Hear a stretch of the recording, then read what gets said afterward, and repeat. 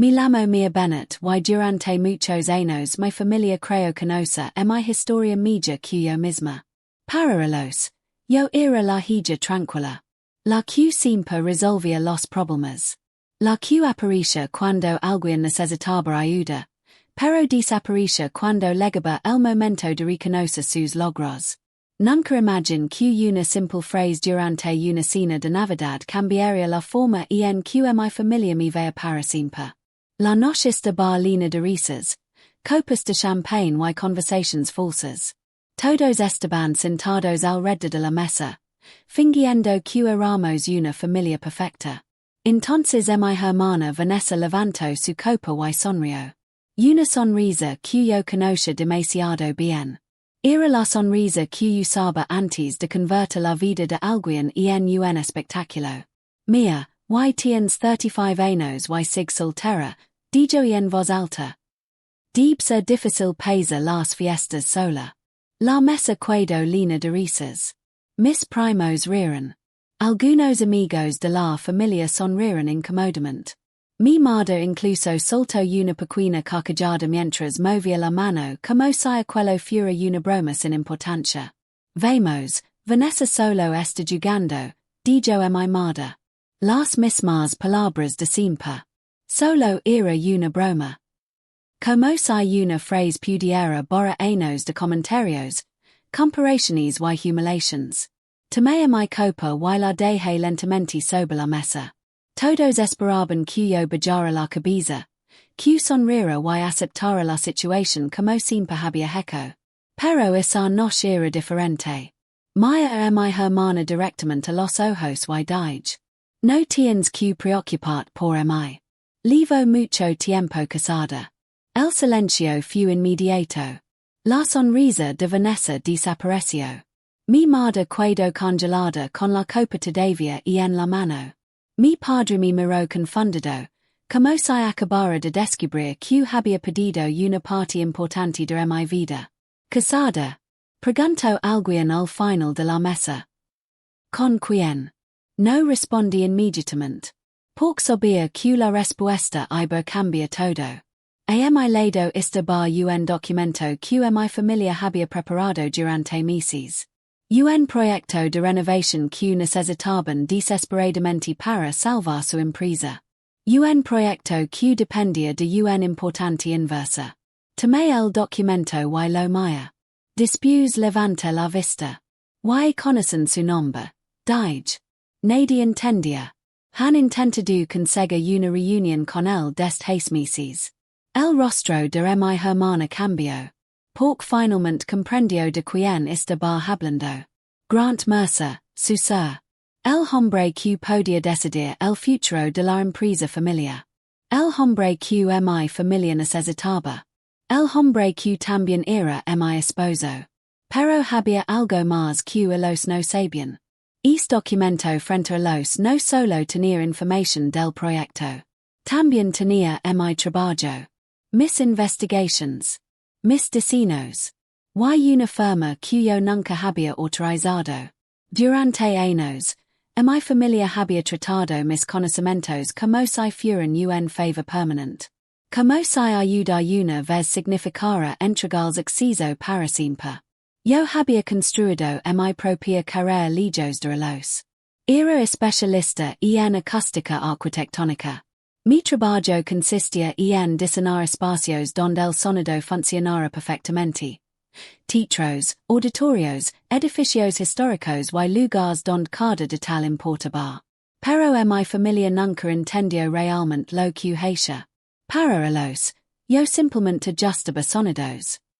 Nunca vieron las noches de estudio, los cálculos, las pruebas y todo el esfuerzo detrás de mi profesión. Vanessa siempre fue la hija brillante para los demás. La que hablaba con seguridad. La que sabía cómo impresionar a las personas. Aunque muchas veces sus éxitos estaban construidos con el trabajo de otros. Yo estaba cansada de ser la persona invisible detrás de sus logros. Conocí a Grant 3 años antes, durante la restauración de un antiguo teatro. Nuestra primera conversación fue una discusión profesional. El tenía una opinión diferente a la mia sobre la estructura del edificio. Yo tenía mis propios argumentos. Pero en lugar de intentar demostrar quién tenía razón, ambos buscamos la verdad. Así empezó nuestra relación. Con respeto. Con confianza. Con la sensación de haber encontrado a alguien que no necesitaba cambiar mi identidad para sentirse importante. Nos casamos en una pequeña ceremonia privada. Solo estuvieron las personas que realmente querían verme feliz. Mi familia no estuvo allí. No porque no los quisiera. Sino porque durante mucho tiempo me habían demostrado que no sabían respetar las partes de mi vida que no podían controlar. Esa noche de Navidad, cuando mi hermana intentó hacerme sentir pequeña delante de todos. No sabía que estaba a punto de descubrir la verdad más grande de mi vida. Porque mi esposo no era un secreto por vergüenza. Era un límite que yo había protegido. Ahora, por primera vez, mi familia tendría que enfrentar las consecuencias de no haberme tomado en serios. Durante mucho tiempo pensé que mantener mi vida privada lejos de mi familia era simplemente una elección personal. Pero con los años entendí algo importante. A veces, guardar silencio no significa esconder algo. A veces significa proteger algo que sabes que otras personas podrían destruir. Mi relación con Grant era la única parte de mi vida que no había sido convertida en una competencia, una comparación o una oportunidad para que alguien más obtuviera reconocimiento. El no conocer a la mía que mi familia había creído. La hija que siempre debía ayudar. La hermana que debía aceptar bromas para mantener la paz. La persona que tenía que sonreír incluso cuando alguien cruzaba una línea. Grant conocer a la verdadera mía. La mujer que trabajaba hasta tarde para resolver problemas difíciles. La profesional que podía entrar un edificio vacío y descubrir errores que nadie más veía. La persona que también tenía miedo, dudas y momentos de cansancio. Por eso nunca sentí la necesidad de anunciar mi matrimonio como una noticia importante. Para mí, mi boda no era una presentación para la familia. Era una promesa entre dos personas.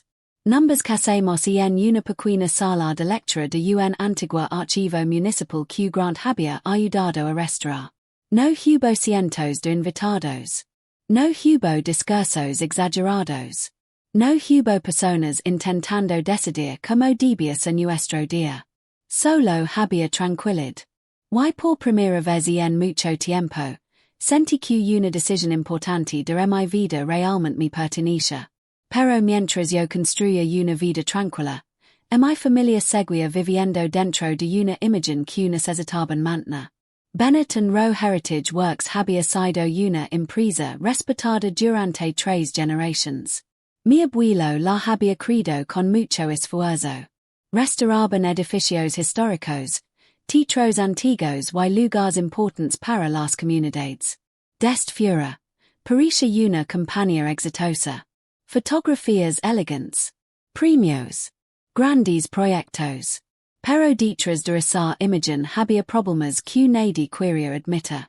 Facturas pendientes. Deudas acumuladas. Decisiones tomadas para impresionar a otros en lugar de solucionar problemas reales. Mi padre, Richard Bennett, era un excelente experto en construcción histórica. Pero tenía una debilidad. Evitaba los conflictos. Prefería mantener la tranquilidad aunque eso significara ignorar problemas importantes.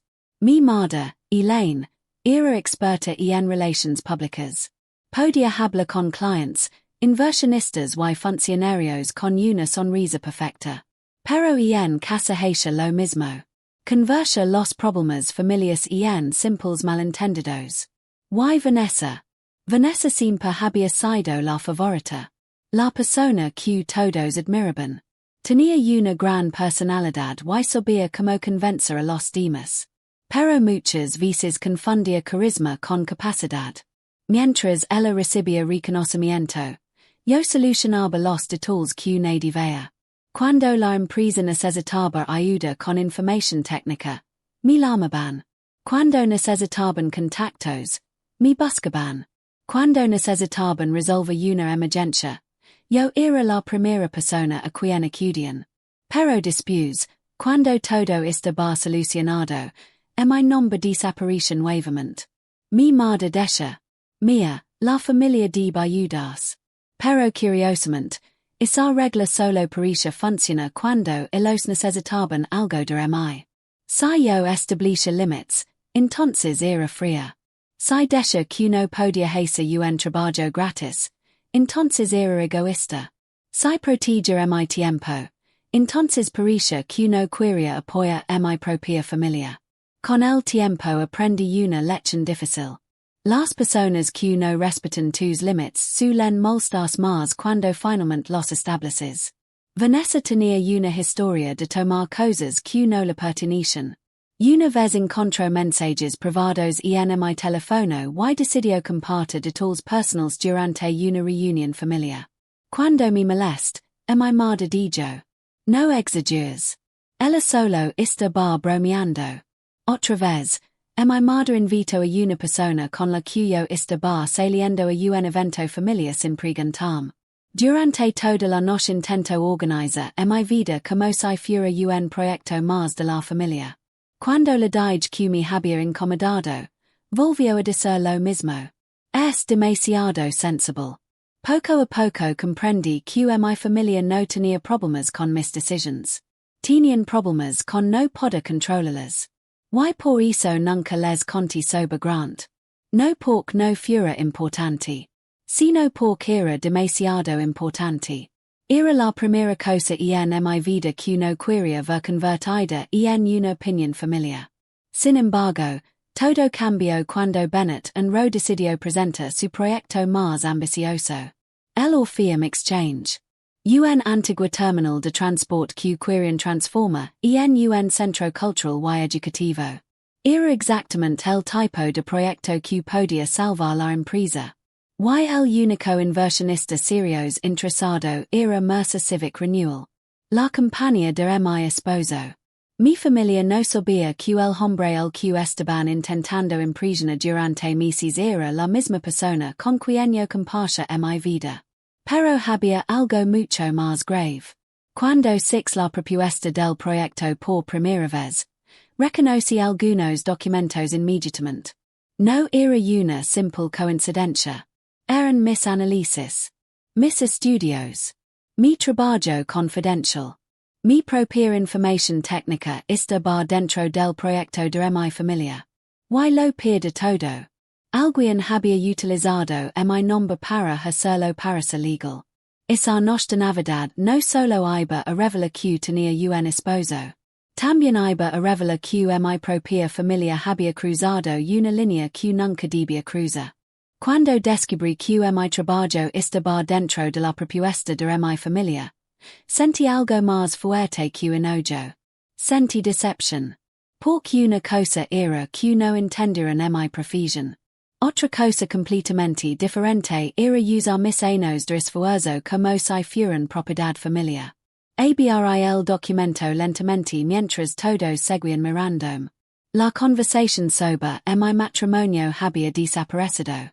Ahora todos estaban concentrados en una sola pregunta.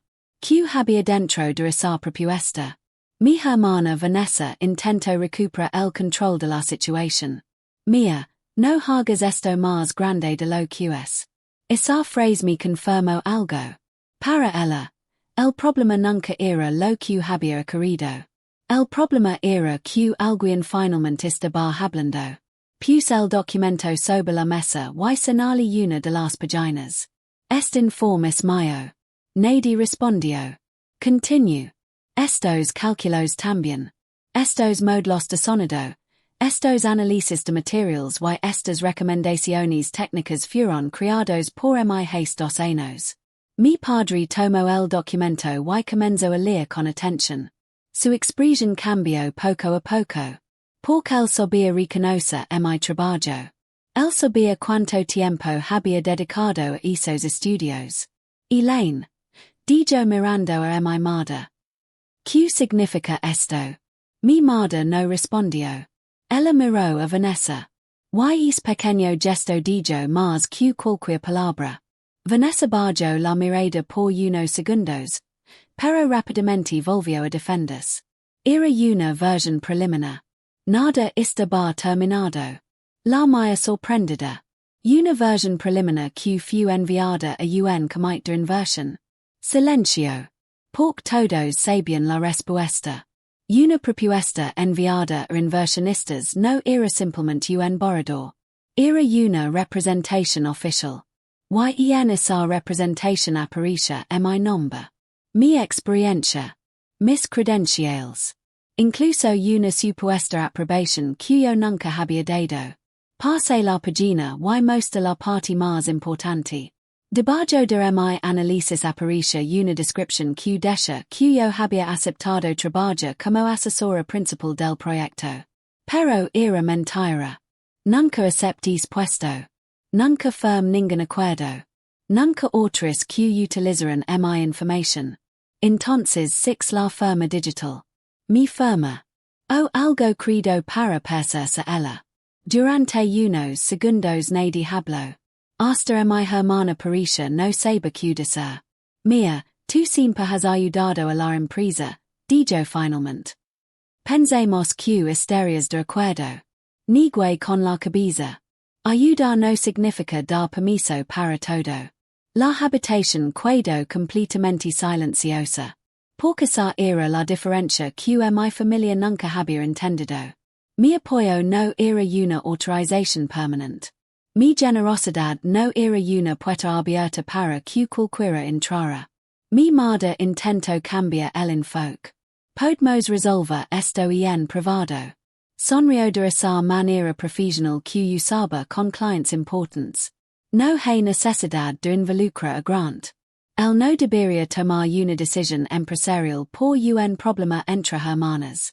La ironía era evidente. Minutos antes habían utilizado mi supuesta soledad como una broma. Ahora mi matrimonio era presentado como un problema. Pero yo sabía algo. Grant no estaba tomando decisiones por mí. Estaba tomando decisiones basadas en hechos. Y los hechos eran graves. La empresa había presentado información incorrecta. Había documentos questionables. Había nombres de personas utilizadas como garantías financieras sin su aprobación. Y mi identidad había sido incluida sin permiso.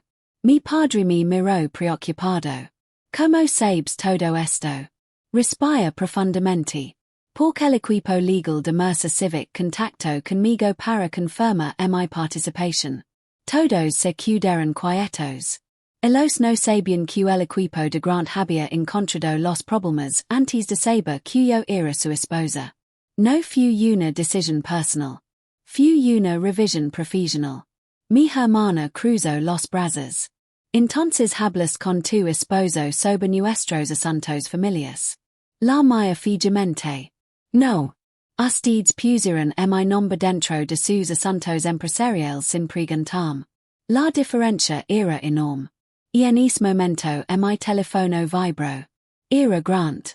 Sabía que algo estaba pasando porque antes de la cena le había prometido avisar cuando estuviera segura.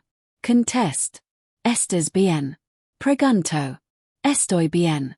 Y saben que estamos casados. Hubo una pausa. También saben sobre la propuesta. Sí. Mi madre rápidamente cambió su tono. Pasó de madre preocupada a representante corporativa. Grant. Soy Elaine Bennett. Creo que aquí ha habido un malentendido. Maya el teléfono. Grant entendió inmediatamente. Ponme en altavoz. Lo hice. Todos escucharon su voz. Señora Bennett. Usar documentación falsa y presenta información no autorizada no es un malentendido. Mi hermana reaccionó.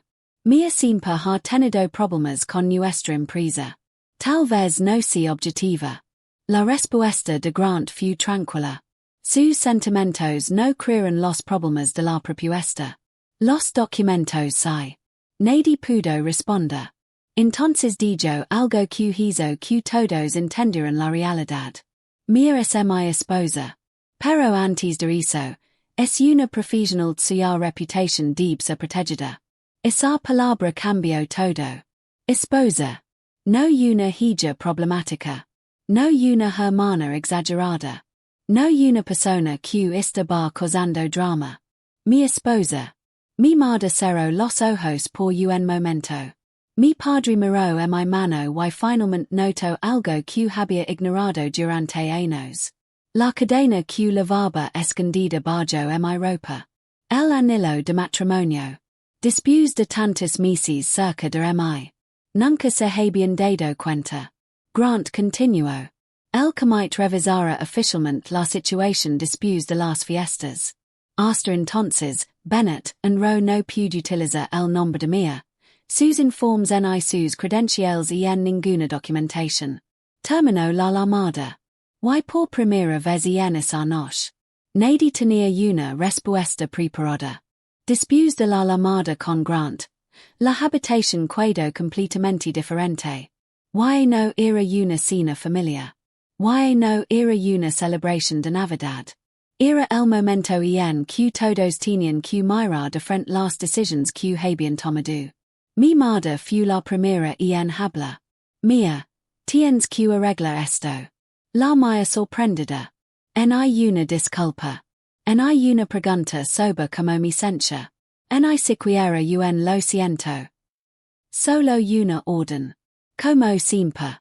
Durante años, cuando Vanessa creaba un problema, yo era la persona que debía encontrar la solución.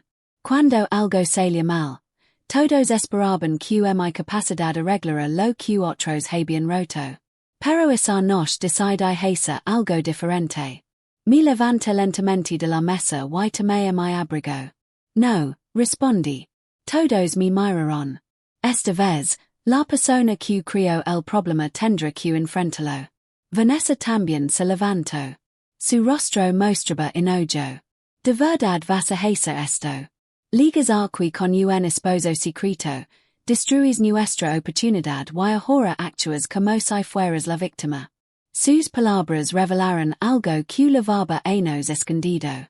No estaba molesta porque yo hubiera sufrido.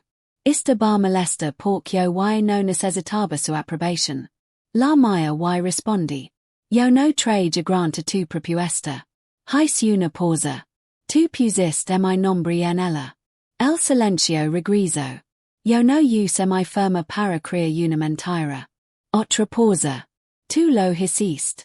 Mi hermana bajó la mirada. Por primera vez no tenía una respuesta rápida. Abrí la puerta para salir. Pero antes de irme mi madre. Durante años me dijiste que Vanessa solo estaba bromeando. La observé unos segundos. Quizás ahora puedes explicarme que parte de todo esto era divertida. Solidarizar casa con una sensación extraña. No era felicidad. No era victoria. Era alivio. Por primera vez había dejado de intentar convencer a personas que habían decidido no escucharme. Durante mucho tiempo había pensado que mantener la paz familiar significaba aguantar. Pensaba que amar a mi familia significaba aceptar cualquier cosa. Pero aprendí que una relación don solo una persona tiene que guardar silencio no es paz. Es comodidad para los demás. Esa nos record muchas situaciones del pasado. Como cuando Vanessa tomó una presentación MIA y la utilizó en una competencia empresarial. Mi investigación. Mis destinos. Mis ideas. Todo apareció con el nombre de la empresa y el suyo. Cuando descubrí lo ocurrido, mi madre me pidió que no hiciera nada. Me dijo que una denuncia podría afectar a los empleados. Mi padre prometió que lo solucionarían. Vanessa Loro. Dijo que había sido un error. Y yo, una vez más, elegí evitar el conflicto. Pero después ocurrió algo que nunca olvidé. Mi madre contó a otros familias que yo casi había destruido la empresa por un simple problema de formato. Este día entendí algo. No estaba protegiendo a mi familia. Estar protegiendo la imagen que a los querian mantener. Grant siempre había conocido esa parte de mi historia. Él nunca me dijo que cortara relations. Nunca me obligó a elegir entre él y mi familia. Solo me hizo una pregunta. Si no sintieras culpa, ¿qué límites pondrías? La respuesta fue clara. Menos explicaciones. Más respeto. Menos acceso a mi vida privada. Más responsabilidad. Cuando salí de la casa, Grant estaba esperando cerca. No por quisiera controlar la situación. Sino porque sabía que aquella conversación podía ser difícil. Subí el coche y lo entregué la carpeta que mi padre había dejado sobre la mesa. Grant la abrió lentamente. Dentro había documentos financieros. Advertencias de bancos. Problemas de pagos. Y algo que me dejó sin palabras. Mi nombre aparecía como una posible responsable financiera de la empresa. Aunque nunca había sido dueña. Nunca había firmado nada. Nunca había aceptado esa responsabilidad. Había una nota escrita en uno de los documentos. Mia cambiara de opinión cuando Grant es comprometido con el proyecto. Sentí una mezcla de tristeza y rabia. No solo habían usado mi trabajo. También habían asumido que mi matrimonio era una herramienta que podían utilizar. Grant cerró la carpeta. ¿Quieres que haga algo? Negué con la cabeza.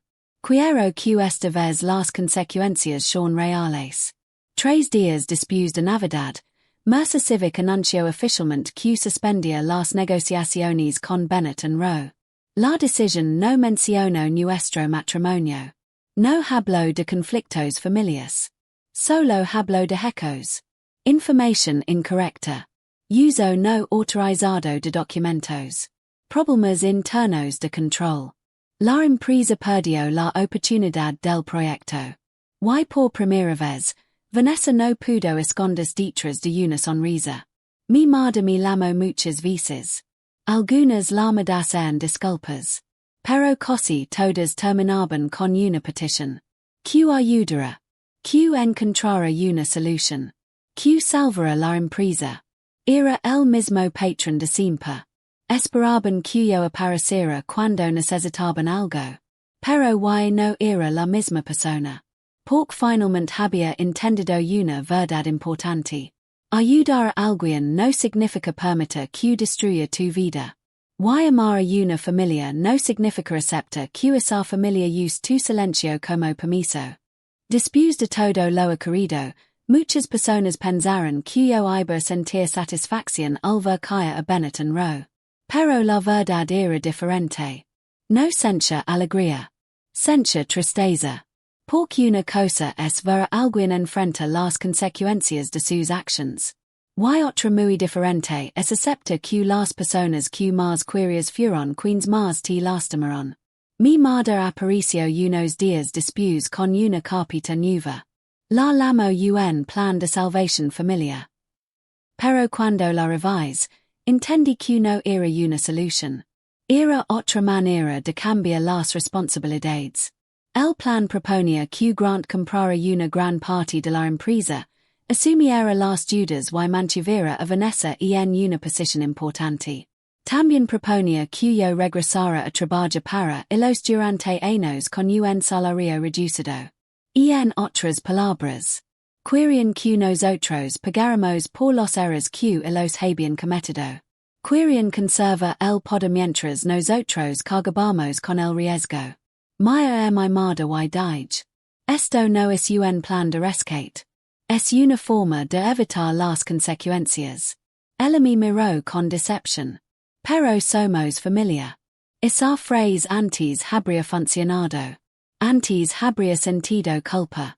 Antes habría pensado que abandonar el problema significaba abandonar a mi familia. Pero ahora entendía algo. La familia no puede ser una razón para aceptar injusticias. La familia debería ser el lugar donde te respetan.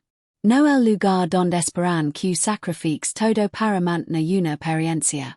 Le explique que había otra opción. Una opción donde los empleados fueran protegidos. Donde las personas que realmente habían trabajado durante años tuvieron una oportunidad. Pero Vanessa tendría que aceptar la responsabilidad de sus decisiones. Tendría que dejar su puesto. Tendría que reconocer públicamente que utilizó mi trabajo sin permiso. Mi madre pensó que estaba castigándolos. Pero no era castigo. Era responsabilidad. El castigo busca hacer sufrir a alguien. La responsabilidad busca que alguien aprenda. Después de meses de cambios, Bennett and recomienzo un proceso de reestructuración. Mi padre finalmente aceptó que la honestidad era más importante que mantener una imagen perfecta. Por primera vez en muchos años, me pidió perdón sin esperar nada a cambio. No me pidió ayuda.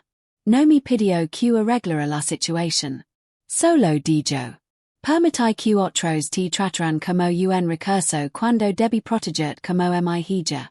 Fue la primera disculpa que realmente sentí sincera. Con Vanessa las cosas fueron más difíciles. Durante mucho tiempo ella pensó que yo había ganado y ella había perdido. Pero un día me llamó. Y por primera vez habló sin orgullo. Admitió que la broma de Navidad no había sido accidental. Había escuchado rumores de que yo estaba con alguien importante. No sabía quién era. Así que intentó provocarme delante de todos. Pensó que si me hacía sentir incómoda, finalmente revelaría la verdad. La mía y la dije. Podrías haberme preguntado si era feliz. Hubo silencio. Pero nunca pensaste en preguntarme eso.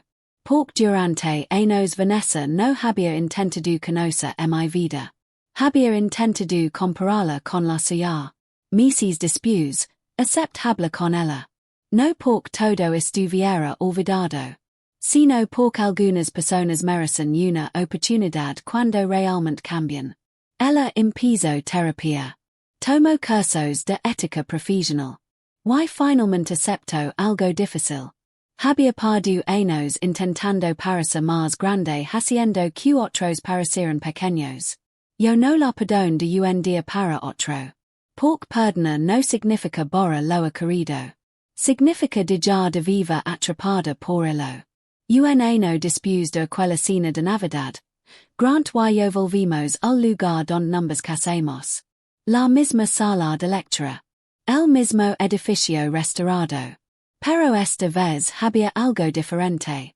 Yo lavaba mi anillo en la mano. Y no escondido en una cadena. Y no protegido por miedo. Simplemente estaba hecha. Porque finalmente entendí algo. Mi vida no necesitaba la aprobación de nadie para tenerla. Mi familia pensó durante años que mi silencio significaba que podían decidir por mí. Pero estaban equivocados. Mi silencio no era debilidad. Era paciencia. Y cuando finalmente hablé, la verdad cambió todo.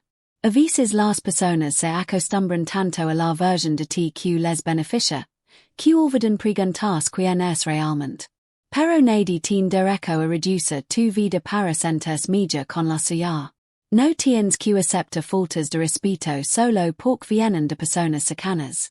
No tienes que esconder tus logros para que otros no se sientan incómodos. Y no tienes que destruirte para mantener una relación que solo funciona cuando tú permaneces en silencio. La verdadera paz no viene de evitar todos los conflictos. Viene de saber que puedes defenderte sin perder quién es. Si esta historia te dejó una enseñanza, recuerda algo. Tu valor no depende de que otros lo reconozcan. Tu voz importa. Tus límites importan. Y tu vida te pertenece. Si disfrutaste esta historia, no olvides suscribirte al canal, dejar tu comentario y compartir este video con alguien que necesite escuchar este mensaje. Nos vemos en la próxima historia.